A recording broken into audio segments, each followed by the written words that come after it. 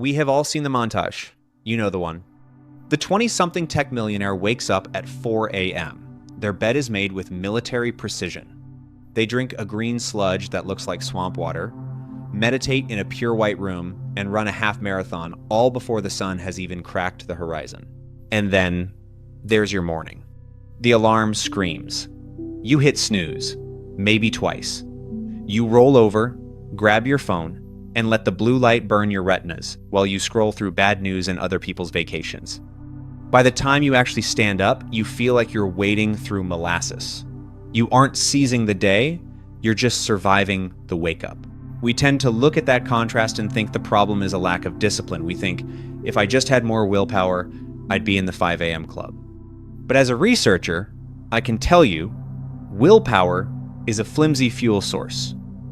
The reason your morning feels like a car crash isn't because you're lazy. It's because you are fighting a biological war against your own neurochemistry and you are losing. Welcome back.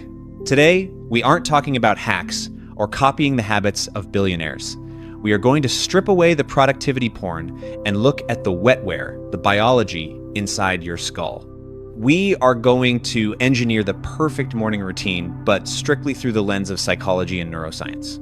We're going to look at how to trigger the cortisol awakening response, how to manipulate a molecule called adenosine so you don't crash at noon, and how to preserve your cognitive battery. If you want to stop waking up feeling like a zombie and start waking up like a human being designed for peak performance, you need to stop listening to influencers and start listening to your hypothalamus. Here is the science of the perfect start. Let's start with the moment your eyes open. In the psychological community, there is a phenomenon known as the Cortisol Awakening Response, or CAR. Now, usually, when you hear cortisol, you think stress. You think panic, anxiety, the fight or flight response. But in the morning, cortisol is your best friend. Think of your body like a massive factory. When the factory has been shut down for the night, you can't just flip one switch and expect full production. You need a surge of energy to boot up the system. That is the cortisol awakening response. It is a sharp spike in cortisol that happens within the first 30 to 45 minutes of waking. It clears out the sleep fog and signals your organs that it is time to move. But here is where most people break the machine. To trigger this spike properly, your brain needs a specific input signal: light. Specifically, sunlight hitting the bottom of your retina. This signals the Suprachiasmatic Nucleus, the master clock in your brain that the day has begun. When you wake up in a dark room and immediately look at your phone, you are bypassing this ancient biological trigger. Instead of a healthy wash of cortisol to wake you up, you are hitting your brain with a dopamine loop from social media while your circadian clock is still confused about whether it's night or day. This leads to a circadian misalignment. It's like trying to drive a car while the parking brake is still engaged. Within the first hour, get photons into your eyes, not through a window, which filters out the necessary wavelengths, but direct exposure. If it's dark, use bright artificial lights, but natural skylight is the gold standard. Now, let's talk about the drug of choice for 90% of the population: coffee. Most people wake up, stumble to the kitchen, and pour a cup immediately.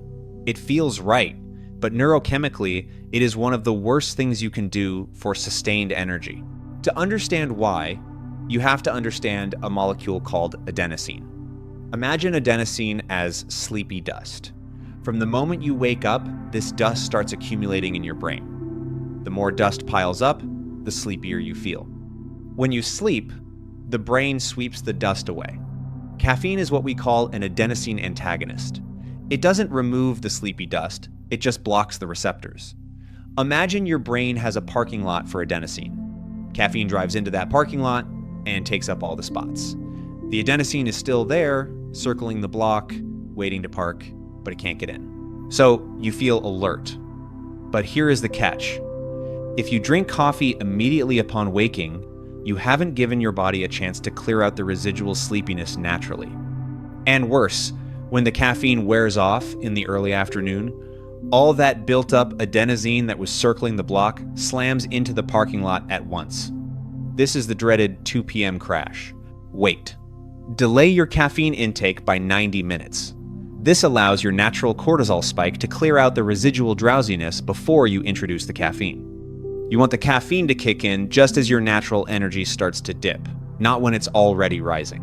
We have handled the biology. Now let's handle the psychology, specifically a concept called ego depletion. In psychology, there is a theory that willpower and decision-making capabilities are a finite resource. Think of it like a battery bar in a video game. Every time you make a choice, what to wear, what to eat, which email to answer first, you drain a little bit of that bar. This leads to decision fatigue. If you spend your morning making trivial decisions, you are arriving at your most important work with a half-empty battery.